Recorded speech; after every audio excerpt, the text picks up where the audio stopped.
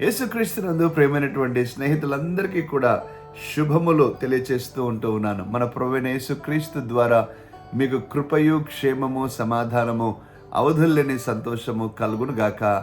Amen, amen.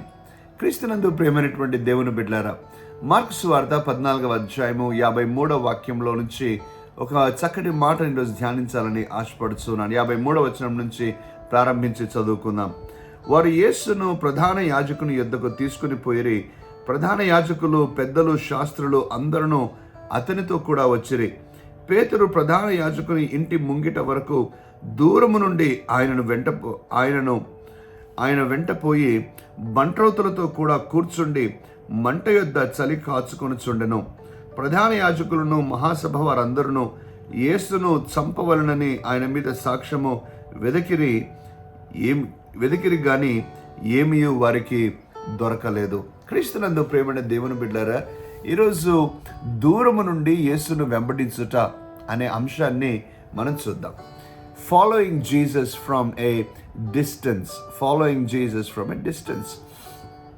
ఏంటి ప్రియులారా, దూరం నుంచి యేసును వెంబడించడం ఏంటి, దగ్గర నుంచి యేసును వెంబడించడం ఏంటి? మీరు ఎప్పుడైనా ఆలోచించారా?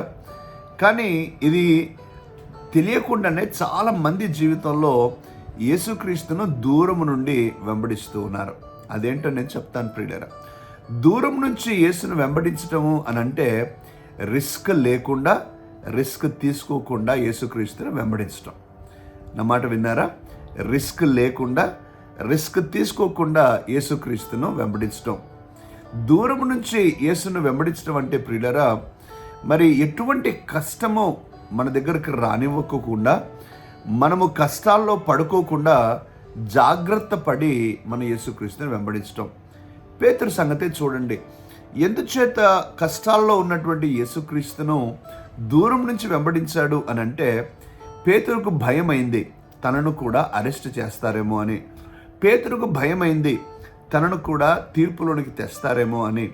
పేతురుకు భయమైంది తను కూడా ఈ యొక్క బాధ ద్వారా లేక కష్టాల గుండా తను వెళ్ళవలసి వస్తుందేమో అని. పేతురుకు భయమైంది అవమానాలు తను ఎదుర్కోవలసి వస్తుందేమో అని.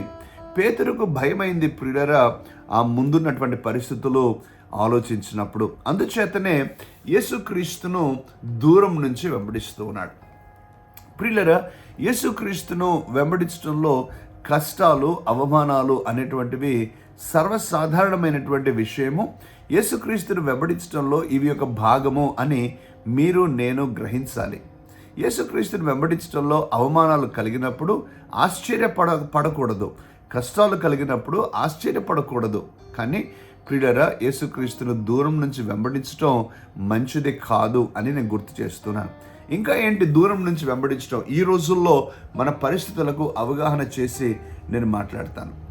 దూరం నుంచి యేసుక్రీస్తుని వెంబడించడం అంటే నీ దినచర్యలో పెద్ద మార్పులు కలగకుండా, యేసుక్రీస్తు కొరకు మరింత ఎక్కువ సమయము ఇవ్వాల్సిన పరిస్థితి రాకుండా, లేకుండా నీకు అనుకూలమైన సమయంలో అనుకున్నంత సమయం మాత్రమే యేసుక్రీస్తుకు ఇచ్చి వెంబడించటము. దూరం నుండి యేసుక్రీస్తును వెంబడించటం.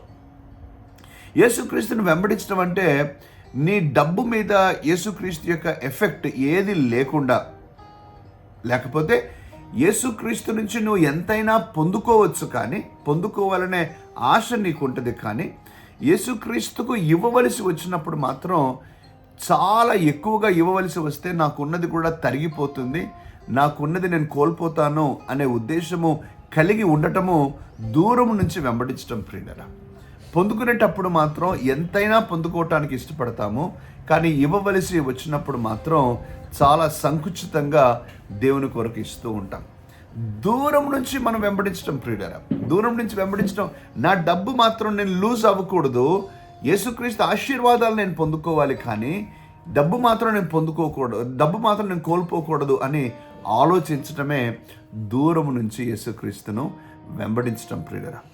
దూరం నుంచి వెంబడించడం అంటే యేసుక్రీస్తు కొరకు ఎన్ని పనులైనా నేను చేస్తాను, ఎంతైనా ప్రయాసపడతాను, కానీ అవమానాలు మాత్రం నేను పడలేను, కష్టాలు మాత్రం నేను పడలేను, మాటలు మాత్రం నేను పడలేను అని ఆలోచించటమే దూరం నుంచి యేసుక్రీస్తును వెంబడించడం ప్రియులారా.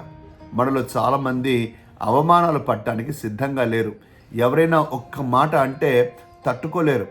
ఎవరైనా ఒక్క విధంగా మరి చూస్తే, లేక మనల్ని చిన్న చూపు చూసినా, అవమానకరంగా మనల్ని వారి యొక్క అవమానాలకు గురి అయినా మనం తట్టుకోలేం ప్రియులారా. కానీ యేసుక్రీస్తుని వెంబడించడంలో ఇవన్నీ కూడా భాగమే అని ఏనాడైతే నువ్వు గ్రహిస్తావో అవన్నీ కూడా నీకు వింతగా అనిపించవు అనే విషయాన్ని కూడా నేను జ్ఞాపకం చేస్తూ ఉన్నాను.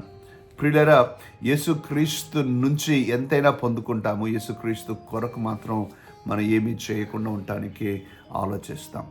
నీ కంఫర్ట్స్, నీ సుఖము మారనంత వరకు కూడా, లేక నీ సుఖము తరిగిపోనంత వరకు కూడా యేసుక్రీస్తును వెంబడిస్తావు.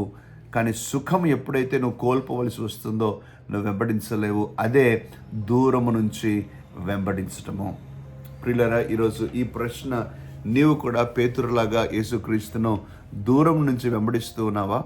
దూరం నుంచి నువ్వు యేసుక్రీస్తును వెంబడిస్తే ఉపయోగమే లేదు ప్రియులారా. దూరం నుంచి వెంబడించినా అసలు వెంబడించకపోయిన దానితోనే సమానము అని నేను గుర్తు చేస్తూ ఉన్నాను. దూరం నుంచి వెంబడించడం అంటే నమ్మిన వారిని గొంతు కోసి వెన్నుపోటు పడవటంతో సమానము. నువ్వు దగ్గర ఉన్నట్టుగానే ఉన్నావు, కానీ నీ మనసు మాత్రం చాలా దూరంగా ఉంది. నీవు దేవుని వెంబడిస్తున్నట్టుగానే నమ్మించడానికి ప్రయత్నిస్తున్నావు, కానీ అసలు నీ హృదయం దేవుని వైపే లేదు.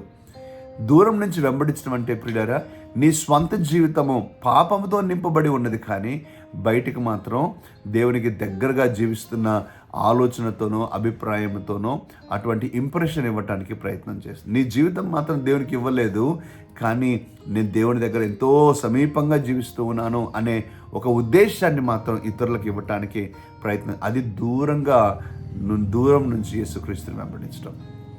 లోకాన్ని వదిలిపెట్టక, పాపాన్ని వదిలిపెట్టక, శరీరేచ్ఛలను వదిలిపెట్టక యేసుక్రీస్తును వెంబడిస్తున్నట్టుగా ఒక నటన చేయటమే దూరం నుంచి వెంబడించటం. ఈరోజు నీ యొక్క జీవితం ఎలా ఉందో ఒక్కసారి ఆలోచించాలని మనం చేస్తున్నాను. ప్రార్థన చేద్దాం. పరిశుద్ధమైన తండ్రి, గొప్ప దేవ, ఆశ్చర్యకరుడవు తండ్రి, అద్భుతకరుడవు, నా కొరకు మా కొరకు ప్రాణం పెట్టిన దేవుడవు, నిన్ను సమీపముగా నిన్ను ఆనుకొని జీవించక దూరం నుంచి వెంబడించాల్సి రావటం ఎంతో దౌర్భాగ్యమైన పరిస్థితి.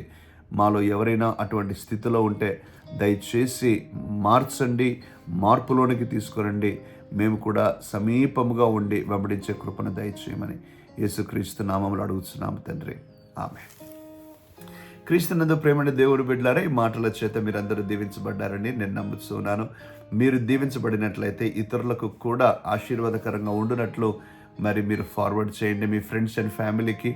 అలాగే ఇతర క్రైస్తవ వాట్సాప్ గ్రూపులలో, ఫేస్బుక్, ఇన్స్టాలో కూడా మీరు ఫార్వర్డ్ చేయాలని మనం చేస్తున్నాను. God bless you.